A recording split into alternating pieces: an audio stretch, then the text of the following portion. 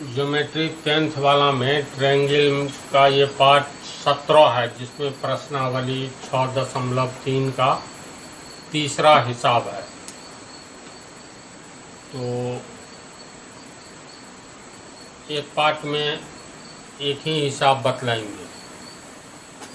इस पार्ट 17 में ये प्रॉब्लम समलंब चतुर्भुज ABCD,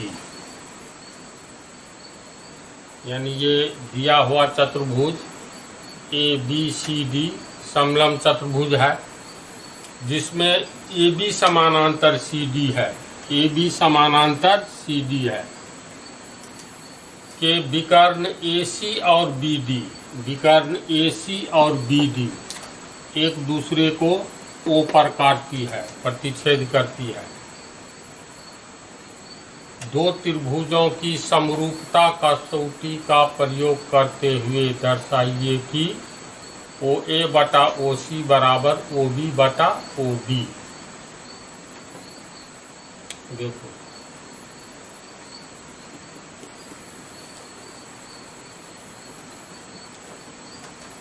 दिया हुआ है कोई समलंब चतुर्भुज, पहले कहते हैं किसको याद ही होगा, जिस चतुर्भुज में आमने सामने की एक जोड़ी भुजा समानांतर हो और दूसरी जोड़ी समानांतर नहीं हो, तो ऐसे चतुर्भुज को समलंब चतुर्भुज कहते हैं। अगर AB समानांतर CD है, फिर A को C से मिला दो, B को D से मिला दो।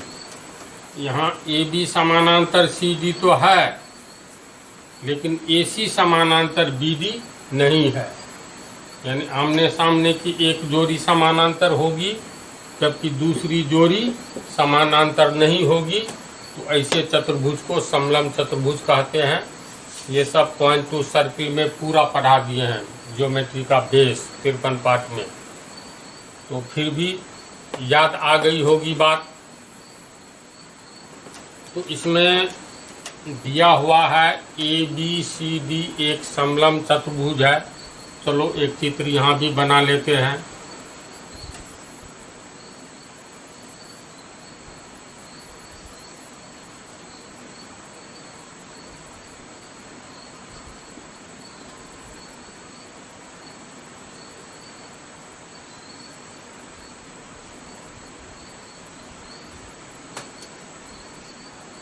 ये ABCD एक समलंब चतुर्भुज है। यहाँ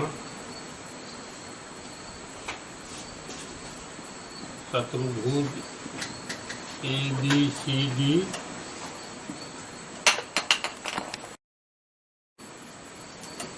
अब देखो ABCD एक समलंब चतुर्भुज है, जिसमें AB समानांतर DC है या CD है। इस चतुर्भुज के विकर्ण AC एवं DB एक दूसरे को O बिंदु पर काट रही है।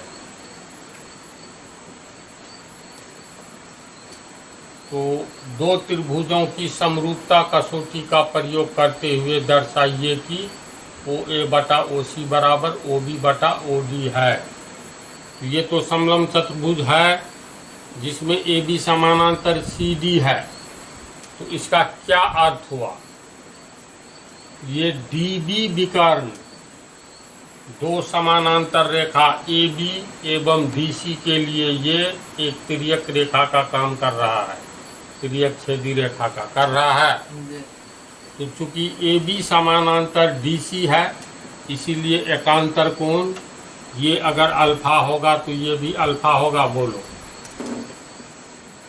क्योंकि AB समानांतर DC है तो AC रेखा देखो तो DC एवं AB समानांतर रेखा को A एवं C बिंदु पर काट रही है, तो इसका अर्थ एकांतर कोण बराबर होगा, ये थीटा होगा, ये भी थीटा होगा ना। चूंकि जब एक सरल रेखा दूसरी सरल रेखा को काटती है तो इस तरह बने आमने सामने का कोण समूह कोण समान होता है। तो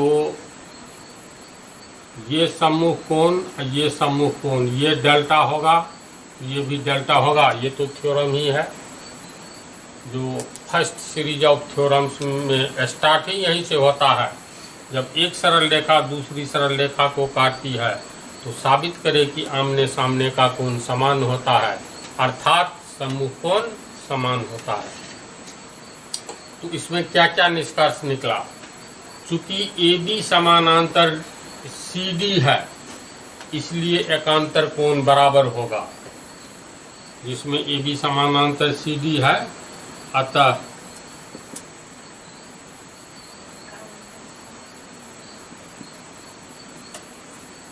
एकांतर कोण समान होंगे।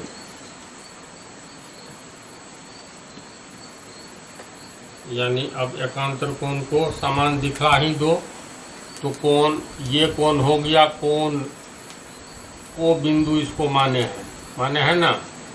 तो OBA यानी कोण ABO कहो इस कोण को, या OBA।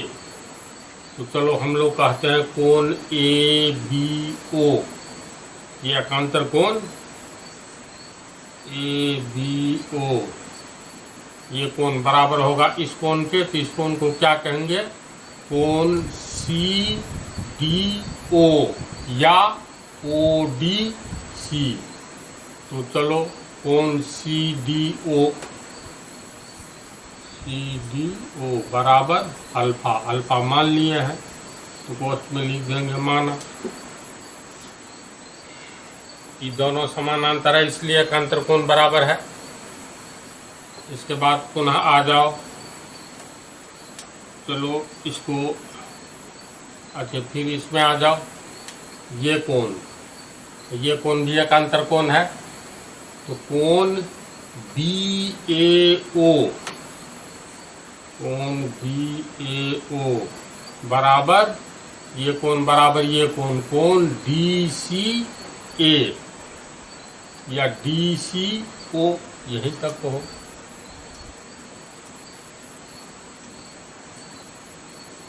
DCO यानी ये कोण और ये कोण बराबर, उसको मान लिए हैं थीटा। तो चलो थीटा ये भी माने।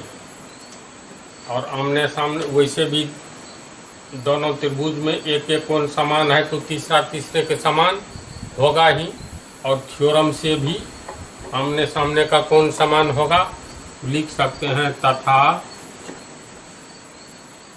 कोण AOB बराबर कोण DOC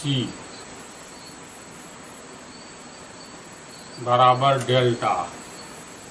इसमें लिख देंगे सम्मुख कोण है, इतना ही से क्लियर हो जाएगा। सम्मुख कोण बराबर होते हैं, थ्योरम है, इतना समझा। अब ये दोनों त्रिभुज में तुलना करो तो, क्योंकि जो साबित करना है तो ये भी लिखते हैं। यानी ये दिया हुआ है AB समानांतर DC, इसके कारण ये इतना निष्कर्ष निकला है। हमें साबित करना है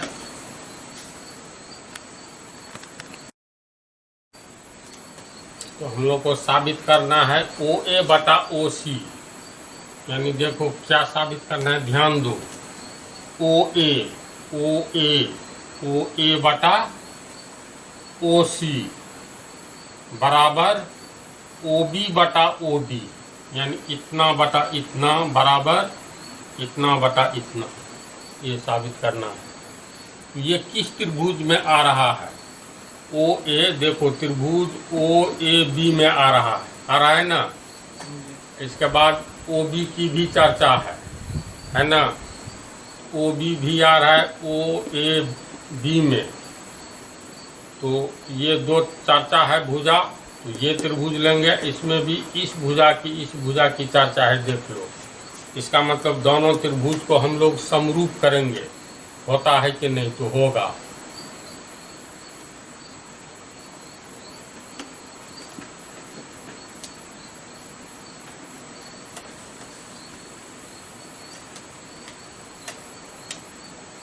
प्रूफ।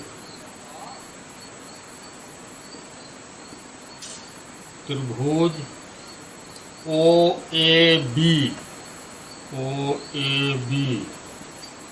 एवं त्रिभुज ODC में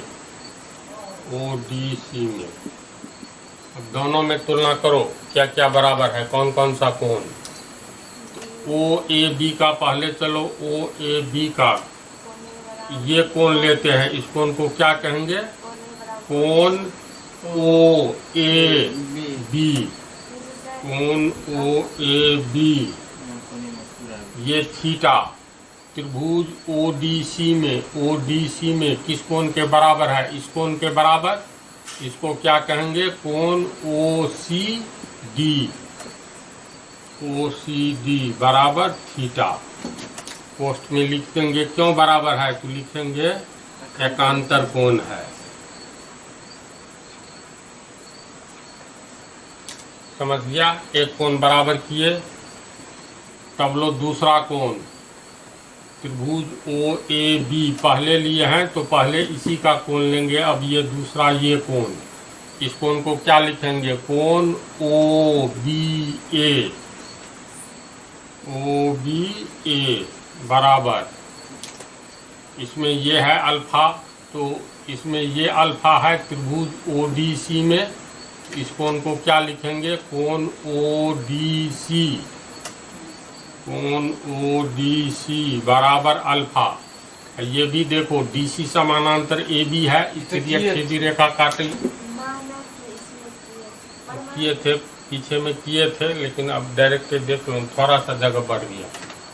ये अल्फा, ये भी लिख देंगे एकांतर कोण है।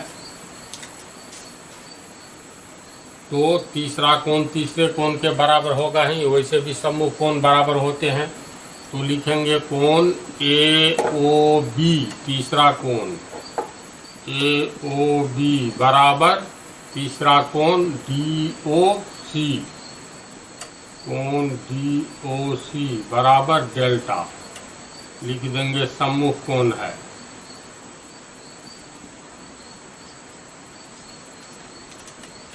दो त्रिभुज में जब हम लोग तुलना किए तो प्रथम त्रिभुज का पहला दूसरा तीसरा कोण दूसरे त्रिभुज के पहला दूसरा तीसरा कोण से मिल गया। तो समरूपता के सिद्धांत एंगिल यानी ए से दोनों त्रिभुज समरूप हो गया। तो लिखेंगे अतः समरूपता के सिद्धांत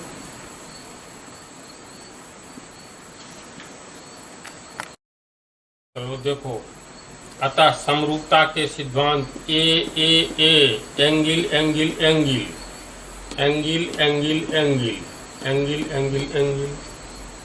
तो समरूपता के सिद्धांत ए से त्रिभुज OAB समरूप त्रिभुज ODC होगा, त्रिभुज OAB समरूप त्रिभुज ODC होगा ना। OCD होगा, कोण A बराबर कोण C है ना, इस तरह से लिख लेना। OCD कोण में मिलना चाहिए, सही बोला। कोण O बराबर हो जाएगा A बराबर C और B बराबर D। तो त्रिभुज OAB समरूप त्रिभुज OCD होगा। और जब दो त्रिभुज समरूप होते हैं तो समान कोण के सामने की भुजा का अनुपात समान होता है। तो ये लिखेंगे, हम जानते हैं कि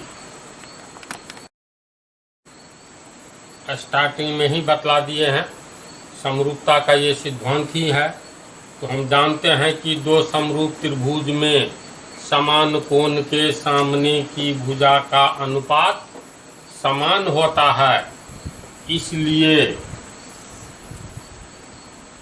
अब समान कोण देखो कौन कौन सा है। तो त्रिभुज OAB में ये कोण अगर थीटा लेते हैं तो थीटा कोण के सामने की भुजा चलो अल्फे लेते हैं। तो अल्फा कोण के ये त्रिभुज ओ ए बी में अल्फा कोण के सामने की भुजा ओ ए है, जी तो चलो इसलिए ओ ए बटा, अब इसमें खोजो अल्फा, तो अल्फा तो ये है, इसके सामने की भुजा ओ सी है, तो ओ सी बराबर, अब दूसरा कोण कौन सा लोगे, तो जो इच्छा, तो चलो थीटा लेते हैं। इसमें थीटा के सामने वाली भुजा ओ बी है, ओ ए बी त्रिभुज में है ना ओ बी, तो ओ बी बटा, इसमें थीटा लो, तो थीटा के सामने की भुजा ओ डी है, ओ डी, यही साबित करना था जी। जी बराबर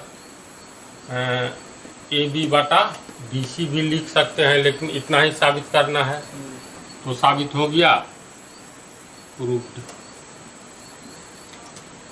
बोलो समझना आसान है ना। तो एक क्रम से पढ़ोगे तो ज्योमेट्री बहुत आसान होगा। चलो 2 पार्ट और हो जाएगा आज।